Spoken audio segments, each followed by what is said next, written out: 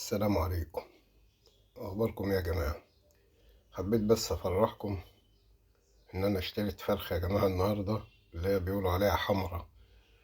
ماشي، اهي قدامكم الورقه اهي. والله دي ورقه جايه من عند المحل بتاع الفراخ، من عند الراجل. فرخه ب185 جنيه اهي، 1700 جرام، يعني مش 3 كيلو ولا حاجه يعني.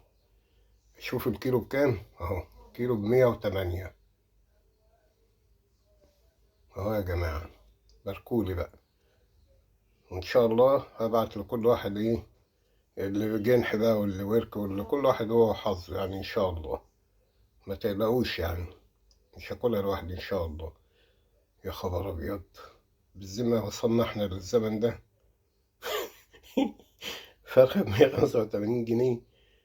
ليه يا جماعة، في ايه؟ ايه اللي بيحصل ده بجد يعني؟ لا لا لا لا لا لا. فين الدور الدولة؟ فين الدولة من اللي بيحصل ده؟ ده كله جشع وطمع من الكل، من فوق لغاية البياع الصغير. يعني الناس تعيش ازاي طيب؟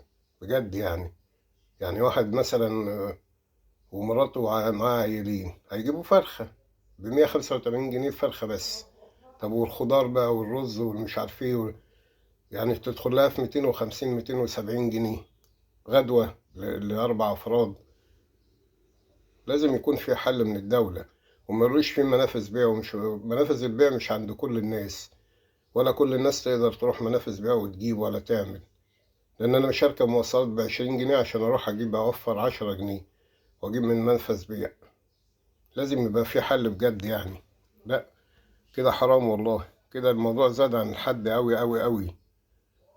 أنا بس حبيت أصور وأشوف وأعرفكم يعني إيه ده يعني أنا فعلا مش مصدق والله إن فرخة بالحجم ده تبقى ب185 جنيه. إيه ده؟ طب والناس تعيش إزاي يعني؟ مش فاهم. ويا ريت على الفراخ واللحمة بس. شوفوا الزيت بكام، وشوفوا العدس بكام، وشوفوا الحاجات العادية بقى بتاعتنا. كيس المكرونة بقى بكام، الخضار بقى بكام. الفاكهة طبعا بقت رفاهية، محدش بيعملها يعني، محدش بيجيبها. ربنا معانا والله، ربنا يعني. أنا مش عارف والله بصراحة الواحد يقول إيه، ولا الناس دي تعيش إزاي، ولا نعمل إيه في الدنيا دي. وده اسمي فوق يا جماعة أهو.